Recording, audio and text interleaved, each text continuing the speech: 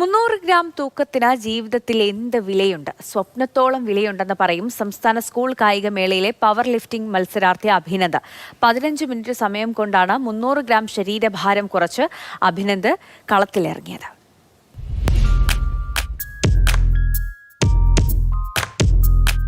യുദ്ധത്തിന് പോരാളിയൊരുങ്ങി. ഭാരം കൊണ്ട് ഭാരത്തോടുള്ള യുദ്ധം.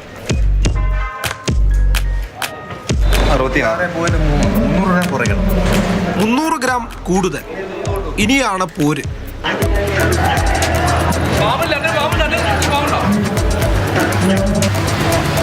300 ഗ്രാം പോയിട്ട് 30 ഗ്രാം കുറയ്ക്കാൻ മാസങ്ങൾ എടുക്കുന്നവർക്ക് മുന്നിൽ അഭിനവ പകർന്നാട്ടം.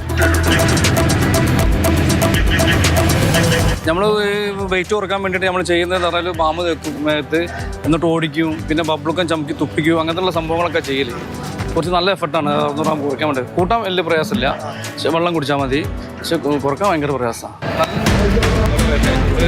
തിരിച്ചെത്തി വീണ്ടും ഭാരം നോക്കുന്നു. 66 ഉണ്ടായിരുന്നു, 66 ഹാപ്പിയാ. ഭയങ്കര ഡെഡിക്കേഷനാണ്. അഭിനവൊക്കെ ഇപ്പം ഞങ്ങളിപ്പോൾ ഒരുമിച്ചാണ് ട്രെയിനിൽ ഒരുമിച്ചാണ് വന്നത്. നമ്മൾ അതിൽ വെയിറ്റ് കൂട്ടേണ്ട ഒരു കുട്ടി ഉണ്ടായിരുന്നു, 120+ ഇറങ്ങേണ്ട ഒരു മോനുണ്ടായിരുന്നു. അവനാണ് ഈ ഫുഡ് അടിച്ചുകൊണ്ടിരിക്കുന്നുണ്ട്.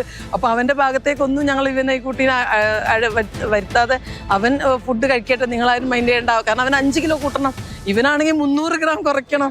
അങ്ങനെ 2 സിറ്റുവേഷനിലും കൂടി നമ്മൾ കടന്നു പോകേണ്ട ഒരു സാഹചര്യത്തിൽ കൂടെ വന്നത്. ആത്മവിശ്വാസം വീണ്ടെടുത്ത് അവൻ പോർക്കളത്തിലേക്ക്.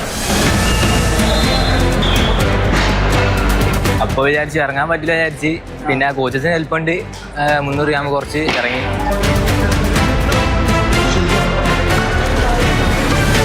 ബോഡി വെയിറ്റ് ഒരു 100 ഗ്രാം ആരാണോ കുറവ് അവരാണ് വിന്നറായിട്ട് മാറുക.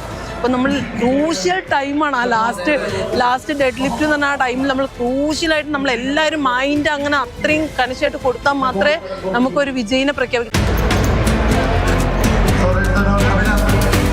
ഇതെന്ന് വെച്ചാൽ സിംഗിൾ ഗെയിമാണ്. അതായത് മറ്റുള്ള ഇതിൻ്റെ മാതിരിയല്ല. മാക്സിമം വെയിറ്റ് പൊക്കുന്ന ആരാണോ അവർക്കാണ് ഇതിൻ്റെ ഇത് കിട്ടുക, പ്രൈസ് കിട്ടുക. ഫസ്റ്റ് കിട്ടുക, സെക്കൻഡ് കിട്ടുക, തേർഡ് കിട്ടുക. അത് ഒറ്റ ഗെയിം ഒറ്റ പ്രാവശ്യം ചെയ്താൽ മതി.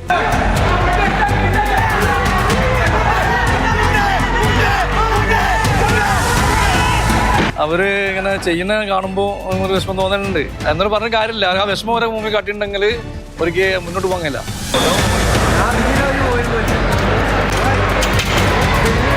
ചിലരങ്ങനെയാണ്. എന്തൊക്കെ പ്രതിസന്ധി വന്നാലും അതിനെയൊക്കെ കൂട്ടമായി ചെറുത്തു തോൽപ്പിക്കും. വിജു അമൃതയ്ക്കൊപ്പം വി സോണൽ കൃഷ്ണ, മാതൃഭൂമി ന്യൂസ്, തിരുവനന്തപുരം.